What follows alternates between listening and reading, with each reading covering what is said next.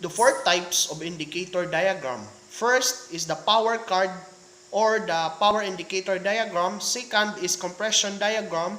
Third is the draw card or out of phase diagram. Four is light up spring diagram. What is indicator diagram?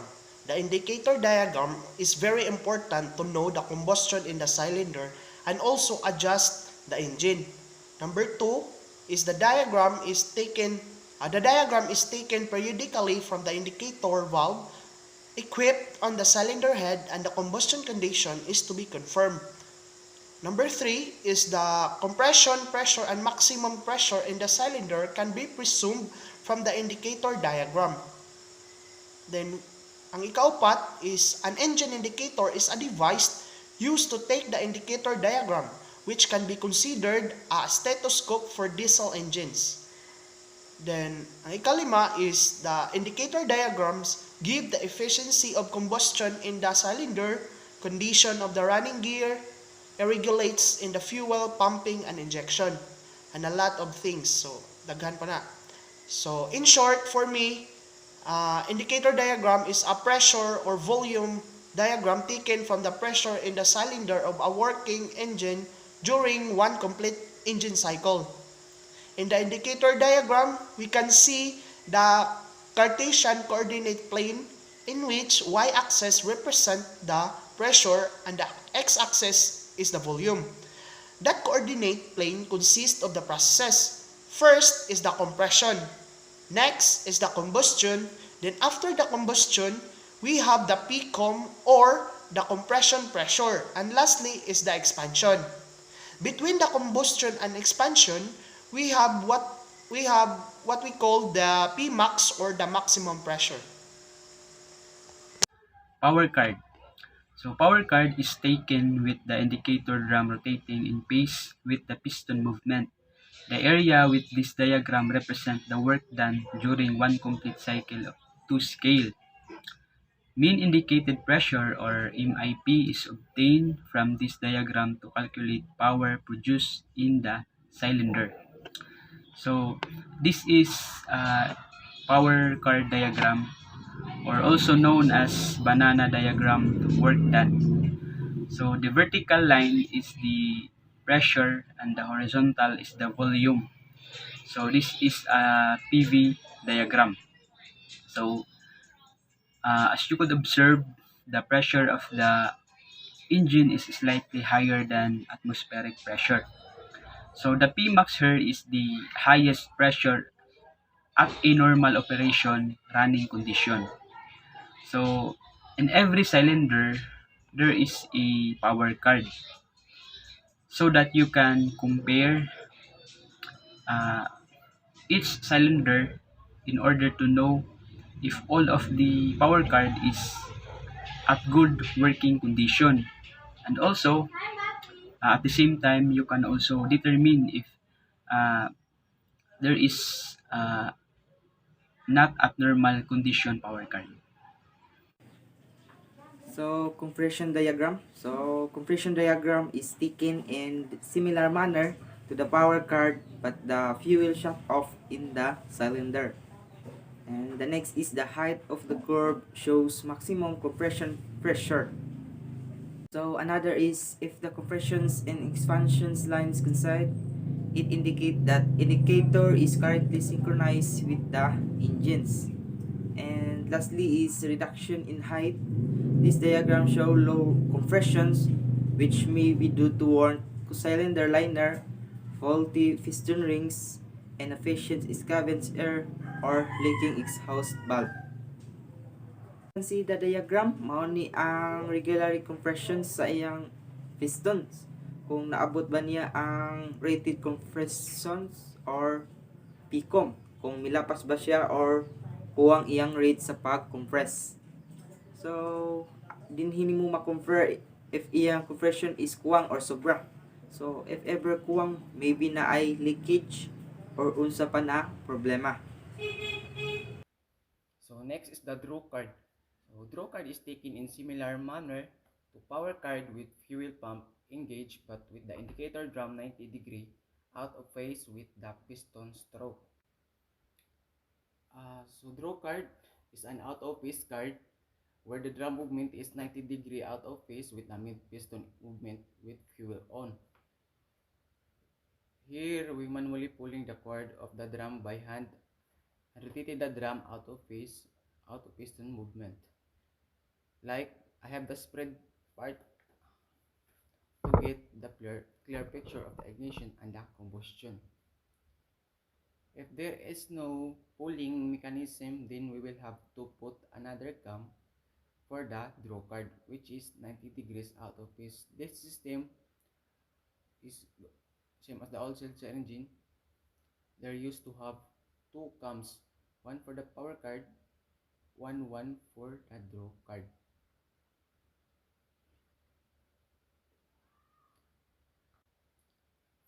So what is the purpose of a draw card? The purpose of draw card is to analyze the process of combustions. Since in power card, we cannot analyze the process, so we add the draw card. So now we will talk about the steps to make a draw card or draw diagram. So first, release the card from the indicator drive. Second is to open the indicator cock. The third is see the movement of the styles. And then next is at the movement, it moves upward. Simultaneously, press it against the paper and pull the cord just quickly enough for styles to trace the compression and ignition sequence. So next, with precision and practice, ensure that both compression and maximum pressure are clearly recorded. And then last is to close the indicator cock. So in this diagram, it illustrates more clearly the pressure changes during fuel combustion. Fuel timings or injector faults may be detected from its shape. So so in so here in light spring card, so we are now focusing on the exhaust gas. So as we can see in the diagram, we have scavenge open, compression, and exhaust gas. So, light spring diagram is taken similar to the power car that in phase with the engine and with the light compression spring indicated to the indicator. This diagram shows pressure changes during exhaust and scavenge to an enlarged scale. It can be used to detect faults in this operation. So, as the the scavenge open, since the scavenger fills in fresh air and remove exhaust gas at the same time. So, since the two valves are open, it's like you're cleaning impurities inside your cylinders. Then, as the scavenge open, its pressure enters. And then, as the inlet valve as the inlet valve closes, the pressure will kanang so ang pressure as the inlet valve closes, the pressure enters, no? Enters, and then after that, pag kuan sa pressure, then mo start na siya sa compression process. Ana na pod sa piston. Compression process, and then eventually buto, power, and then ana na pod, mo release sa exhaust gas. So, og naay ka ng abnormality nga nakita sa diagram, dili nani ang iyang curves. So, naay problema sa ato ang not naay problema ang kanang engine na problem ang maybe delayed ang fuel injection, maybe tungod sa tuang fuel og labnaw ba or unsa iyahang kuan. So we need to kanang rectify ang problem aron makuan ang atoang diagram. Kanang musakto na ba? Kay di man sakto na kay aron for kanang safety gyapon and para efficient ang atoang operation. So So we have here analysis cards, which so gani analysis of cards mo ni siya mga abnormalities nga makita nato sa tuhang card o nganong unsay nagka-cause ani niya. So first mo ni siya ang normal diagram. Okay, mo ni siya ang compression pressure o ang maximum pressure mo na siya ang iyang normal. Then next mo ni siya kanina na siya abnormality. First ni siya which is milapas ato ang maximum firing pressure. Nga naman ni siya. Maximum firing pressure is too high. The compression pressure is very normal but the maximum firing pressure is too high. Malagi ni siya. Ngano unsa may naka-cause ani nganong ang pressures ato ang pressure kay too high. It's because of incorrect fuel timing of the cams. So cause ni siya tuod, this could be due to early injection. Tungod sa tong fuel, early ang pag-inject. Which is caused by incorrect fuel timing of the cams, incorrect variable injection timing setting, and leaky fuel injector. Mo na siya na-cause nga nung too high ang ato ang maximum firing pressure kumpara sa ato ang normal nga diagram.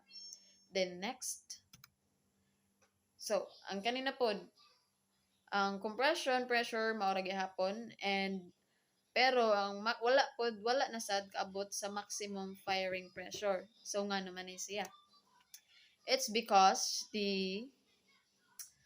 it is due to late injection caused by so ang katong first kay early ang pag-inject sa tong fuel more naka-cause og high pressure and then kanina pod low or late ang pag-inject sa fuel which is tungod ani nga factor bad quality of fuel o tungod ni siya sa basin less viscous malabnaw ra ang fuel nga may nakakos and then fuel injector nozzle kay blocked and then the fuel pumps kay naay leak then low ang atong fuel pressure ug ang injector seized mo na siya nakakosa ngano ang pressure kay too low. Then next, the maximum firing pressure ug ang compression pressure wala na gyud noon siya naka reach sa normal ngano man ni siya. It is because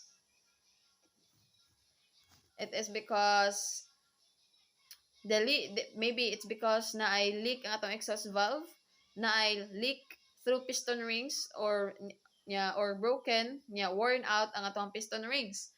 High liner wear, burnt piston crown and low scavenge pressure. Mao na siyang nagka-cause nga nung low ang ato. Wala jud kabot ang duha na noon, ang compression pressure ug ang maximum firing pressure. Next, kani high pod, high na ang tanan, too high. Ang compression pressure ug ang maximum pressure. So nga naman ni siya. The exhaust valve opening is too late or incorrect exhaust valve timing o naay overload sa ato ang engine. Mo na siya na cause sa high compression pressure. So mo to siya ang mga abnormalities mga nga makita na to sa tuhang card o ang ilahang o ngano o ang causes ato nga mga abnormalities. I guess that's all. Thank you.